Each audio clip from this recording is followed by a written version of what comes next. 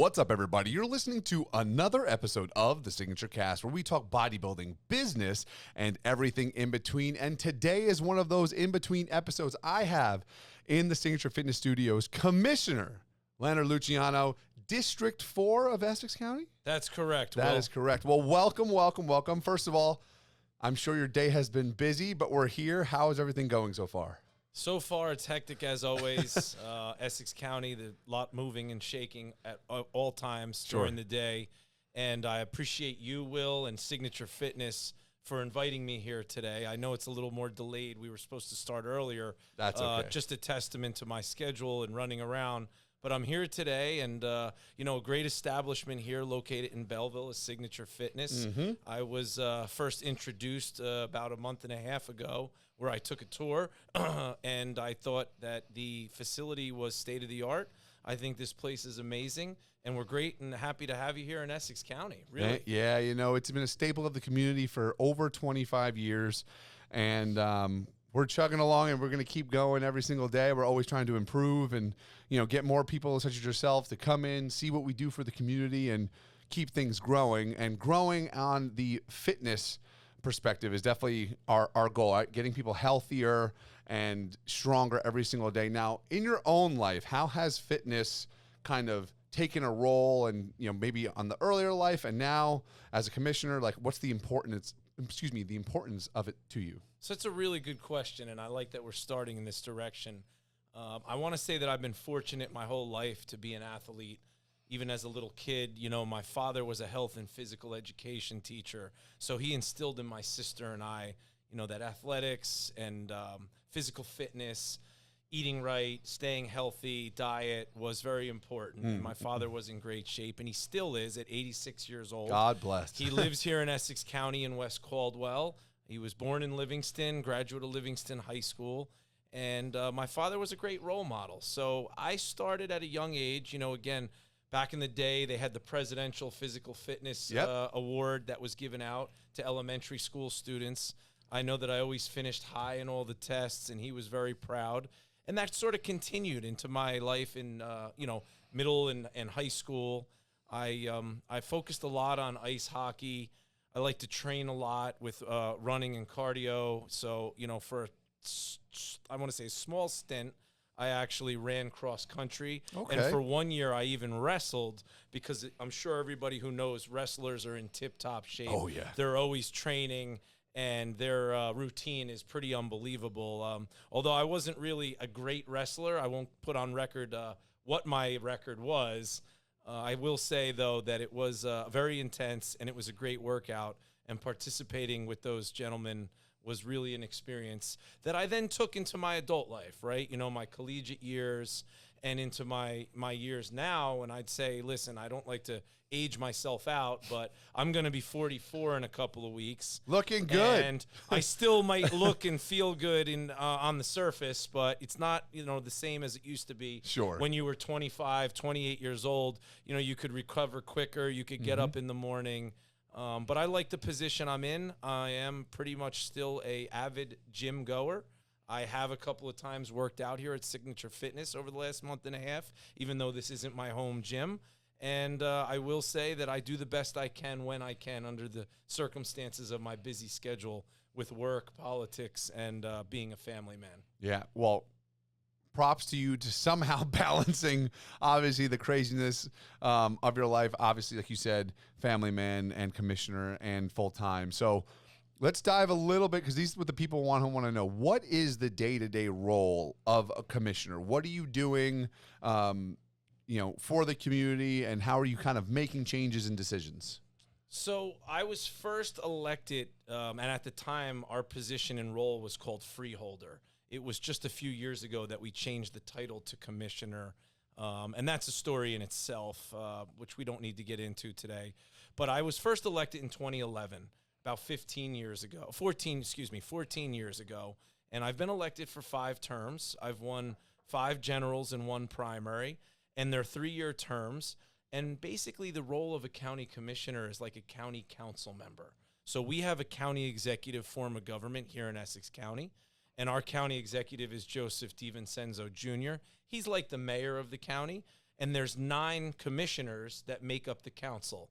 And the reason we have 9 as opposed to some other counties that may have less is it's based on population, right? So here in Essex County, we have roughly 850, 900,000 people. Wow. And yeah, we have some large municipalities. We actually have 22 municipalities here in Essex County, the largest being the city of Newark, all the way to the smallest being the township of Essex Fells out in western Essex County. And so with 22 municipalities, you know, in Essex County here, there's a lot of different ethnicities, different religions. It's a very big melting pot, as it always has been. You know, a lot of folks that came here through Ellis Island and into New York City at an early time actually lived here in Essex County. My relatives came through. So there you go, Will. I mean, you're a true product of somebody whose relatives came here, settled here.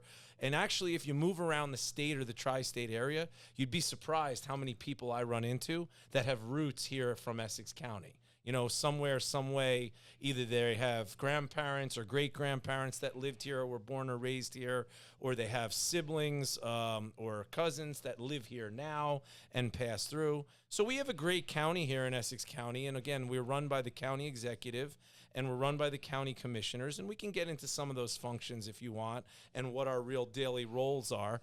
But, you know, again, being here in Belleville, this is also a great community that has a lot of history. And for anybody who knows Essex County, this is the cherry blossom capital of the country. That's right. That's which right. We're about to move up on because I believe it starts in the second week of April. I think so. Yeah, they slowly start to blossom. Slowly start to blossom in March, but then the beginning of April we go into Bloom Fest, and then by the middle of April we're in full bloom. Oh yeah, I know. I love. Shout out to Mayor Mellum of Belleville. He always has his like, I think it's like the cherry blossom meter on his Instagram. It's yes, like, he does. The buds are growing, full bloom. Everybody go take your photos. Yeah, blossom. Yeah. Yes, exactly. Yeah. And you know, actually the official pin that they made here in Belleville that a lot of the governing body wears, or the directors, has the cherry blossoms on it. Okay, very nice. So I think that's a really nice testament to their community. And of course, the tree is the staple here. Yeah. And I grew up in Essex County. I grew up in Nutley. Okay. so proud Essex County, right? It is There Essex you go. County, Yeah, right? Essex County. I'm like second guessing because I live in Bergen in County now in Lyndhurst. So I'm like always like forgetting which one it was. Lyndhurst is right over the river in Bergen County. We won't hold that against you. No, it's okay. But Nutley is part of the county. It's part of the 22 municipalities, and it's actually a neighboring township to right here in Belleville. That's right. Yeah. So love Essex County. I mean, you're definitely right. Where, for example, we talked like my relatives came through Ellis Island. My whole family has lived in this region. My mom grew up in Jersey City. My dad grew up in Newark, and you know there really is every type of person from every walk of life.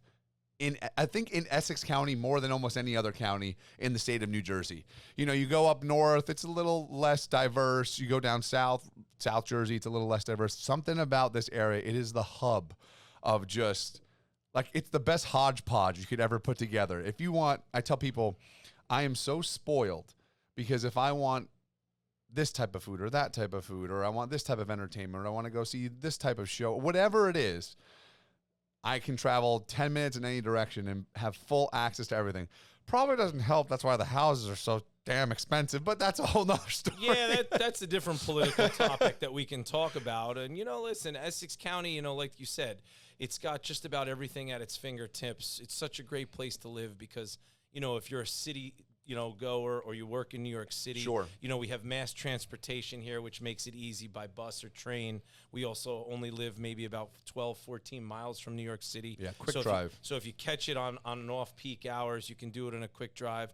You also have the great, you know, state of New Jersey here, which, you know, from Essex County, within 45 minutes to an hour, you could be somewhere on the ski slopes. And again, within another 45 minutes to an hour, you can be sitting on a beach at the Great Jersey Shore, right? Yeah. So we are in a great climate. You know, we used to have 4 seasons. I don't know if we technically still do. It's more of 3 or 2 meshed together. Yeah, I think it's 2. Like, it's like well, you saw 2 days ago. It's like, oh, look, the summer is here. And then back to winter. I mean, Will, all I can tell you is I look at my utility bills and I go right from air conditioning to heat and heat to air conditioning. That's it. There's no transition period. It isn't what it used to be, where you used to be able to leave your windows a crack and sleep at night. You know, it's either air conditioning or heat. But again, New Jersey's just got so much access, you know, in Essex County here. And I would like to talk a little bit more about my role as the commissioner. Yes, please. Unless you want to, you know, start somewhere No, else. great. So obviously, I think we've spanned kind of what regions you cover. But let's get more into the nitty gritty, like your role as the commissioner. Why, number one, I think we can start off, why did you want to be the commissioner? Yeah. And then we'll go into what does your day-to-day look like? Sure. So, you know, I was a young, I want to say college student at the time, and I started as a volunteer in campaigning and politics, making phone calls, knocking on doors. Sure. You know, your basic internship, helping folks to get elected, and learning the civics and the government aspect of holding elected office. And then the light bulb went off one day in my head when, you know, I sort of was at the crossroads, you know, and I was studying general humanities and history, not really sure what I wanted to do in life. At first, I thought I was going to be a business major. Then I thought, you know what, I'm going to study what I want just to learn, and then I'll figure it out afterwards. And I actually wound up becoming a school teacher right out of college. Okay. And I was a school teacher that was also very eagerly involved to learn more about government, municipal, county, state, and federal. You know, these are different layers of government. And so I decided at the ripe young age of 24 that I was going to launch my first campaign. And it was a great experience. Needless to say, I lost, but I learned a lot from meeting people along the way. And, you know, you start to learn the issues. You knock on doors, you go to big public forums, and you find out what's on people's minds, right? Now, my original messaging was pretty simple. It was, I'm a young guy. I think that young folks need a seat at the table. And when I look around at a lot of our local and county and state elected officials, I won't even get into the federal level, you see folks that are, you know, at the youngest middle age, right, and older. Usually 50s plus. 50s plus, very well established, you know, again, taking nothing away from their resumes. But I started to say to myself, you know, we need more young people engaged. And how would young people engage unless they saw more young faces and they were recruited by more young people? You know, so that message was pretty catchy. And I took that messaging, and again, I ran, and I lost, right? And we don't have to talk about how badly I lost, but we lost pretty bad. But I picked myself back up, and believe it or not, I ran 2 more times, and I lost, and I lost. So I was 0 for 3, you know. I wasn't really, you know, as some people would say, 3 strikes and you're out. You know, a lot of folks said, maybe you should focus back on your, you know, your professional career and education. So I enrolled in higher education. I wanted to get a master's and go back and work towards my doctorate. So I did. And long and behold, you know, our county executive, Joe DiVincenzo, said, you know, you seem like you're very interested, and we would like for you to serve on a non-paying board of the Utilities Authority here in Essex County, where you meet once a month. You talk about solid waste removal and recycling, and make decisions based on the county and the towns and the residents. And so I served on that board as a volunteer for a couple of years, and I learned a lot. And then, believe it or not, as the stars may line up, you know, through the political party, the Democratic Party, I am an elected Democrat. The chairman at the time in Essex County came to me and he said, well, listen, we're hearing there may be a spot that's open, and the Republican mayor of Cedar Grove is heavily favored. But if there was anybody that we think out there that could give him a run for his money and represent the party well, and who has showed that they are hungry and they have great messaging, it's you. You know, so at the time I talked to some of my, you know, friends in inner circle and even family members, and they were like, well, listen, you're 0 for 3. Do you really want to go up against somebody you might be 0 for 4? You don't have elected office. You'd be running for county freeholder, which is commissioner, and you're going to be running against a well-oiled mayor, someone who's been involved for many years, someone who has financing, someone who has knowledge. Someone He's got the machine behind him. He had the machine behind him, right, Will? And, you know, I said to the chairman, I said, you know, let me think about it a couple nights. And I tossed and I turned and I thought about it, and I kept thinking about how I had this burning desire to get back out there and knock on doors and meet people. And when I spoke to a friend of mine that was a mentor who also had held elected office earlier in his life, he said to me, he said, you miss all the shots in life that you don't take. He goes, so why not take another shot? You may actually surprise yourself. And so as it goes, right, I called the chairman back and I met with the county executive, some other state senators like former Governor Cody and some prominent players here in Essex County. And they said, sure, we'll support you if you do this. It's going to be uphill, but we would like to do it.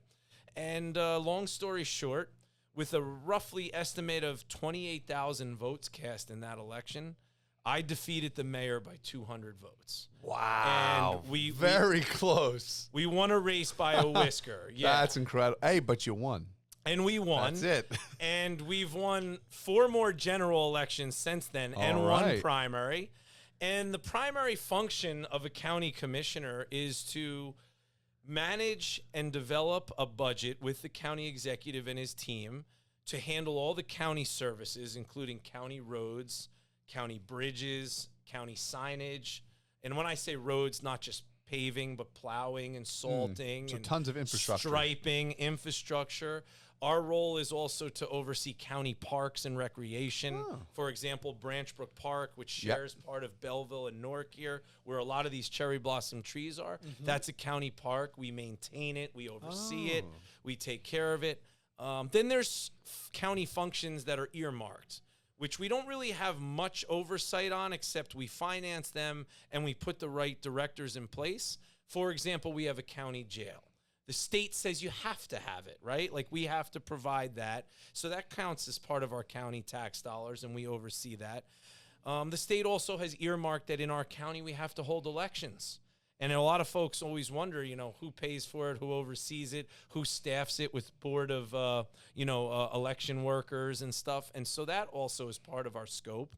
So we oversee elections. And, of course, the county courthouse. If you've ever served in Essex County on jury duty, even though the courts are run by the state, that county courthouse is our facility, and we have workers in there, and we facilitate it. We also have the county sheriff's department. They protect these courtrooms. They also protect our parks and our recreational services areas.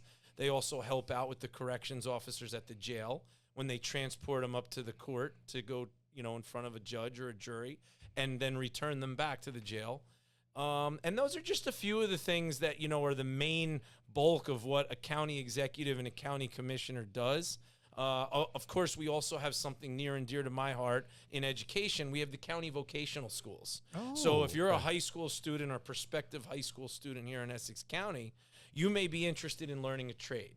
And you may go to your home district and say, I'm going to take the test and I'm going to apply to either go to West Caldwell Tech or Newark Tech, or we have the Donald Payne School in Newark. And if you get accepted, your home district pays for you to go, the tuition, and you go to this like magnet school to learn a trade. And, the trades these days aren't of the trades of the past. Everybody thinks, well, maybe you learn culinary and learn to cook. Maybe you learn construction and woodwork. Maybe you learn electricity or plumbing. Well, no, that's like, we do that, right? And there's no knock on that. Those are great fields, amazing fields. Plumbing, electric, we need more of those folks coming out, young, high school and college kids that know those trades. But we also have like pre-law, if you want to go into law enforcement or law. We have cosmetology, if you want to get into skincare, beauty, all that stuff. Beauty, barber or, hairdresser type of stuff.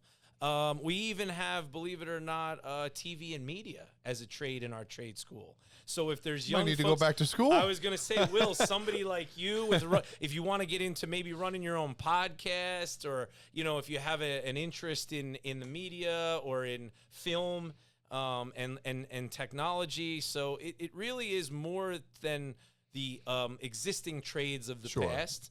And again, of course, we want to offer students and kids in Essex County, that are going to be the future, because we hope that they stay here, and we hope that they live here, and we hope that they work here, and we hope that they spend money here and raise a family here. But we also want to offer them that opportunity, because let's face it, not everybody is focused on academics, and that's not everybody's strong suit, right? I mean, not everyone is into mathematician, being a mathematician, or, writing novels and language arts and literature. So I'm very proud to say that these are some of the bulk of the things that I oversee here in Essex County, and I have now for close to 14 years. And I, of course, want to, again, we can get into some more details and get into, some of the things that are, I want to say, some of the struggles here in Essex County. And that could, and again, could be a good segue to fitness and health, because healthcare is very expensive for everybody, right? Well, let me first start by saying, Commissioner Luciano, yeah, you guys are involved in a lot of things. Yeah. I didn't think it was as in-depth. As an outsider's perspective, I think we'll get right to that in just a moment. But one thing I want to touch on is, getting more of the youth, and when I say youth, I'm going to say anybody from the ages of 35 and under involved in politics at the municipality level, at the state level, county, all that stuff, right? Myself, coming out of college, massive debt, and I was just like, I'm just going to vote for whoever says they're going to get rid of my debt, right? Once I really started getting into the workplace, seeing my tax dollars taken from my paycheck, and starting to understand how the wheels turn, I almost felt like it was a duty that I had to start to learn about who is the mayor of my town. All right, now who are the county officials, and how does it affect my day to day? When it comes down to even as minute as who's in charge of who picks up my garbage. That's correct. Who's in charge of where I go to vote for, major, presidential elections and all those things, or when are my roads going to be plowed and all those things. And I think it's a shame that in today's educational system, we're still so focused on the basics, which is important, math, reading, blah, blah, blah, blah. I would love to see, and I think you would agree, starting at a younger age, just, hey, go learn who the people in your town that run it are. Who's your mayor? Who's the clerk? That's right. Who are who are the school board members? Who's the school right? board? Who's the school superintendent? Yeah. I mean, these are very important questions. You want to get something done in school. You want funding. You have to learn it. Now there's this board in front of you, and you have to go meet them and pitch your ideas and have your voice be heard. I think that's the sad disconnect that we see here in society nowadays. Is everyone cares about who the president is. Yeah. But if you want a direct impact on your neighborhood and your community, get to know the local officials first. That's correct, yes. And then you can obviously slowly you realize that, well, now it's not just about me voting, it's about getting my friends to vote and getting them to get educated on the matter. That's right. I feel like we're in a world where people vote on emotion much more than I think they should. Emotion is very important, obviously, but take the time. So you want me to give you a stat? I mean, right here. Sure, I'm all about stats. The largest elections, mostly countrywide, statewide, countywide, are for national level office, like the president of the United States. That's when the most people come out to vote. And the smallest turnout elections are usually when there are no big high-level federal or state-level folks on the ballot, but the local folks, like you said, the county, the municipality, the school board. And the ironic thing about it is the folks on the lower level are the ones you can actually pick up a phone and communicate with or send an email to, like myself, and you can get a response. And I feel like you said, that folks just feel like, yes, my voice and my vote needs to count when it comes to, the president or the U.S. senator or the governor. But for all the other folks at the bottom of the barrel, you knock on most doors, you probably will see that most people don't even know who their local mayor is, right? Yeah. If you ask them, of course, they can identify who the president is and probably who the governor is because they've been out to vote, but they haven't voted for the mayor. They don't know the council. They don't know the school board president. They likely don't know me as their commissioner. And so, people should go into the ballot. And if you ever look at the ballot, people usually vote left to right or top to bottom. Mm-hmm. And usually the candidates all the way at the right or the candidates all the way at the bottom are the ones that impact your day-to-day life, right? They're the ones you'd pick up to see who didn't pick up the garbage today, or if there's a problem with your recycling, or there's a pothole in front of your road. So it is not, unique to this area or to New Jersey. It's just the trend that has been in place for many, many years. And again, with doing things like this and going on a podcast, you know, you hope that it helps educate voters of the importance of knowing your local elected officials, building a relationship with them, and having an impact on those races. Yeah, I mean, I've seen it firsthand, you know. I'll bring it up just because it's the elected official I've gotten to know the most is Mayor Mellum of Belleville, right? He's been mayor now. I think this is his second term, I believe. And I've had him on the podcast many times, and I've gotten to just know him as an individual. Really great guy. Now, look, there are people who like him, who don't like him. Sure. But the best part about it is I can pick up the phone, I can call him and say, hey, Mayor Mellum, Wilfred Signature, how's it going? Hey, we're trying to do this event, which we are. April 19th, we're going to be having another Fit for Autism event that we do with one of our professional bodybuilders here. And, hey, you know, what's the process I need to do to get the street shut down? And he's just like, here, email this person, blah, blah, blah, blah, blah. And it's like, great. I have a level of communication that every single person in this town could have if they just took a moment to establish the connection, right? Obviously, not everyone's going to get his personal cell phone number to make phone calls. That's right. But he has an email, he has an office, he has a secretary, That's right. and you can voice your opinion and truly make change. You know, I mean, Belleville is a massively growing community. We have apartment complexes building all around us. A lot of new development, a lot of interest in business coming here. Yeah, so you see it, and it's, why not? I tell people, like, if you're listening, why not get involved? How much does 10 minutes out of your day take? We spend so much aimless time on our phones and just watching TV. Like, when you could actively make change in your personal life by meeting a commissioner or a mayor or whatever. So, it really is interesting. I used to joke all the time that I was like, I'll never get into politics. And after this past year, I've done a lot of media work and stuff like that. And they're like, you speak really, really well. You should be a politician. That's right. And I think I'm like, we're going to get you in Bergen County. Oh, that's man. For sure. Thank God you don't live in my district or you'll be running against me. It'd be tough. It would be, you know, the more I think about it, I'm kind of getting interested. And I wanted to bring up before I forget, you said you ran for the first time at 24 years old? 24 years old. One of my best friends in college. So I don't know if you know much about music, but when you see like a marching band, sure, there's the person conducting. That's right. It's called the drum major. Okay. So myself and 3 others were the drum major at the University of Massachusetts. So you were a leader at heart. I somehow, I don't know why. That's right. You have experience. This is for sure. I mean, listen, same one band, one sound. And the only dropping the drum line quote. And the only way that happens is having a great leader. So there's a testament to who you are, Will. So a good friend of mine, Michael Nicholson, is the second youngest mayor in U.S. history. Really? He graduated college, and then he ran for office in Gardner, Massachusetts. Okay. And I believe he took office at the age of 21 or 22. Okay. The only other person that beat him, I think, was like 20 or 19, and it was like a long, long time ago. But it just shows you, like, yeah, if you're interested, like you were. And I got one even better for you. Okay. I'm excited. I'm going to give you a little history lesson, too. Okay. Now, there were folks that we know as household names, especially if you look at some of the money that we use, the monetary money. I mean, like the $100 bill, Sure. the $20 bill, the $1 bill. Well, a lot of those folks from the early days of the United States and its founding fathers, right, they were very young. A man like Thomas Jefferson was a signer on the Declaration of Independence, right, at 27.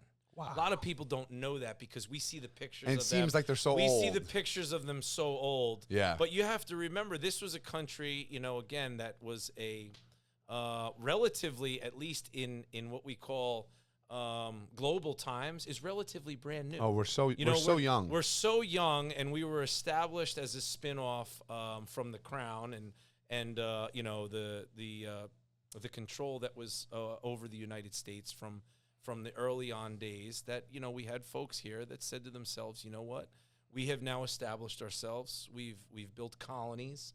We've built communities. We've built relationships with some of the natives, and they wanted to govern themselves, and they wanted to be here.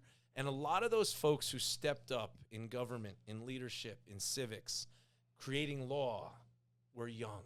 And so there's no reason why, in the day and age that we live in now, we don't see that same desire, that same passion, that same focus from folks that are that age. And, so that's why in my early ages, you got hit with a lot of snowballs and tomatoes and people saying, you're not ready, you're too young. And then when I tell folks, hey, did you know Thomas Jefferson signed the Declaration of Independence at age 27? And then they get quiet, right? Oh. And they're like, wait a second, we didn't know that, right? And I'm like, yeah, I mean, we're talking about a big milestone here. Yeah. So, it's what your focus is and what you want to do in life. And one of the things that you mentioned earlier was fitness and how it plays into my role as a commissioner, right? Well, one of the biggest challenges right now that we have here in the United States, definitely here in New Jersey, and absolutely here in Essex County, is the continuous costs in healthcare and prescription costs. And I say that as somebody who has health benefits. I also say someone that, as a commissioner, I represent a body that has 3,800 employees that we provide health benefits to. And I know that those healthcare costs for myself, for my daughter, and for our staff members continues to increase, right? And it continues to be more of a burden on the individual, on the taxpayer that also pays for, public employees' healthcare.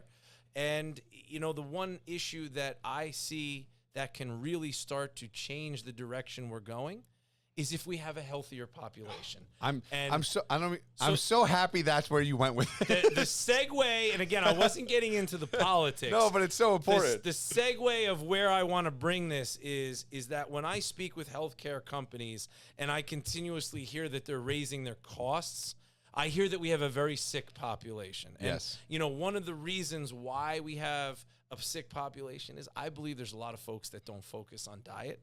There's a lot of folks that don't focus on physical fitness or, health and wellness, right? Physical fitness doesn't mean you always have to work out. It could be simple things like yoga or participating in chiropractic or doing things like acupuncture, right? Or even simpler than that is going for regular walks in the park, the quarterly or the semi-annual doctor's visit where you have your blood checked, or if you hit a certain age and they say, well, you know what, now is the time you should get a cancer screening or a colonoscopy. Prostate exam, something for men or whatever. You should have your eyes checked now, or you should be going twice a year just to have your teeth cleaned, right? Because let's face it, if you have problems with your teeth, then you have problems with everything else in your body. Very true. So, I think that's where a place like Signature Fitness, they're not just talking about, hey, come in here, climb the stairs, or lift some weights,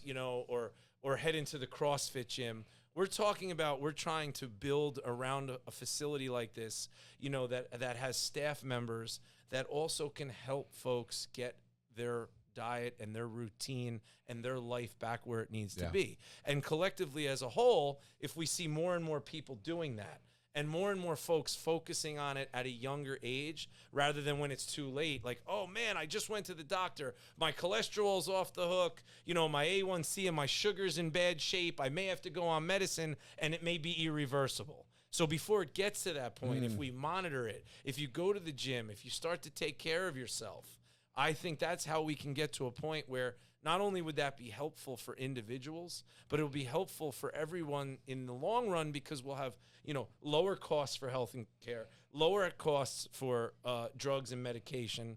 And just in general, we also would then be promoting what I want to call a society that is advancing together in lockstep, right? We don't need some folks here that you may consider as, oh, those are just health food nuts, or those are gym junkies, right? That are always working out. And, then you have your triathlon folks and those that are running marathons. No. We just want to mesh everybody together. We're all one family. If your focus is cycling or you like yoga or, you want to be organic and you want to focus on healthier eats and foods or healthier restaurants and shops, great. We want to incorporate that all together. We want to promote that. Signature Fitness, I know, would be the first one to stand up and say, oh, yeah. Just knowing this facility, right? You have chiropractic. You even have a juice bar, right, for health foods. You even even have a couple of refrigerators and freezers which help people meal prep. Yep. If they want to get the right protein intake and they want to cut back on high fatty foods. This guy's right? been paying attention, this commissioner here. Yeah, I've been walking around. I see the facility, and it's one of the things that falls into my scope of in Essex County. And again, this isn't a campaign podcast or speech, but when I was campaigning, and I'm not up for re-election, not at least for another 2 years, I would talk about these three important things, right? In Essex County, we want to have quality of life. We want to have good facilities. We want to have people to enjoy themselves. Whether you're a family person, whether you're a single person with a dog, we have dog parks. Whether you're an elderly person, we have community centers and senior centers to play cards, to have lunch, right? So that's one aspect, quality of life. We also want to have public safety, right? Public safety is you don't have a community, you don't have a county, you don't have a town, you don't have a school unless you have safety. People need peace of mind, right? So we always want to support our different law enforcement groups. We want to support public safety, not just with law enforcement, but also safe roadways, safe walking ways, right? Safe bridges and infrastructure. We don't need to see anything collapse, with cars or buses on them or children, God forbid, right? So we always want to focus on spending money or, making sure that our communities are safe. And then the third basket, right, is maintaining affordable living, right? We want to make sure, and it's very difficult right now. Home prices are through the roof, right? Here in Essex County, rent is through the roof. But, there are ways, and we're trying to do it by increasing revenue and bringing revenue in, is to maximize keeping, homes and taxes, right? If you're a homeowner's taxpayer, or even utility taxpayer, right? We're trying to keep everybody at bay here, where it's like, listen, every year you don't have to hear this is going up and that is going up. Oh, great. So now I'm working, right? I have my career and I got a bump in salary, but now I'm hearing my taxes are going up, my cable bill goes up, my phone bill's going up, my energy bills are going up, my sewer bill's going up. No, we can't do that. We need to maintain where we're at, right? Yeah. And that's the focus. So those are the three baskets that I've always been focused on, and I will continue to, as long as I'm elected by the people and I sit in this chair. But again, I appreciate this chair here. Of course. And of course, if there's any more, well, I would want to get into it. I mean, listen, I penciled out a good chunk of time here, well, so. There's three things I have to bring up before I forget. Yeah. Number one being, this is just because my mom was a dental hygienist for 35 years, 40 years.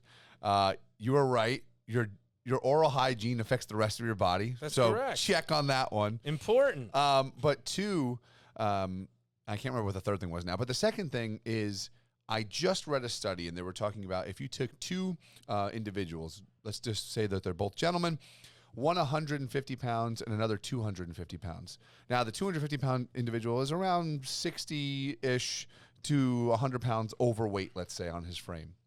Okay. If that individual is physically active, works out 3 to 4 times a week, is obviously overeating, but is living a healthy lifestyle, that person's life expectancy is 20 to 30 years longer than if that 150-pound individual is sedentary, smokes, doesn't eat right, doesn't do the right thing. So it just goes to show you that even if you are heavier set or if your BMI is too high, as long as you're maintaining good physical activity, right, your life expectancy will actually be longer than the individual who doesn't work out, isn't social, isn't going out into the community, isn't doing these active things. It just shows you, as you said, if we can move together as a community with, just the thought of small changes over time make a big difference. I remember, I studied exercise science and public health. I did a double major at the University of Massachusetts.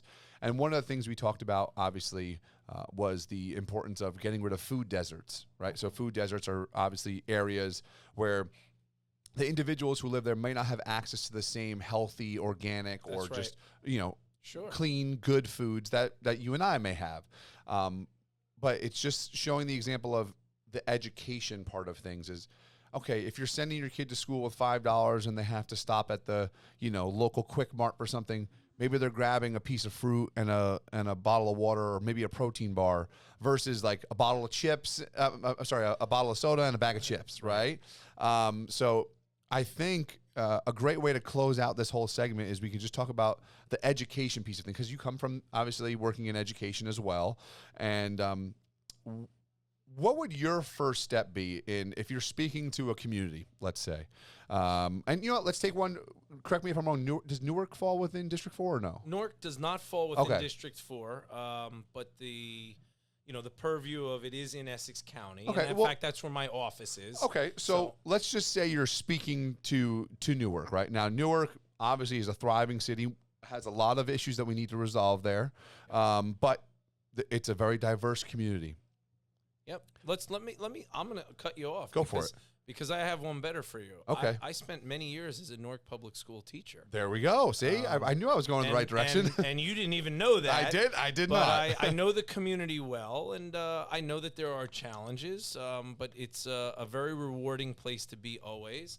There are, students of all walks of life and different ethnicities, and even folks from different parts of the world that have meshed together in the city of Newark. And what you find is that students need nutrition, not just for physical growth, but you also, and I'm just saying as a teacher, not just in Newark in general, right? Students need to come in and they have to have eaten breakfast, or they have to be offered breakfast when they come to school. Sure. Because if they haven't eaten, how are they going to focus those first few hours of the day? How are they going to function? I don't care if the student is in kindergarten or if it's an 11th grader or a 12th grader, right? Doesn't matter the age. The statistics show that if a student is hungry and they have an empty belly, they're not focusing on learning, okay? And so, one of the things that was great while I was a teacher is we had a breakfast program. Every student that came into the city of Newark was offered a breakfast, a healthy, low-fat milk, and a piece of fruit. And it didn't matter if the student came to school late because their parent or their guardian's car broke down.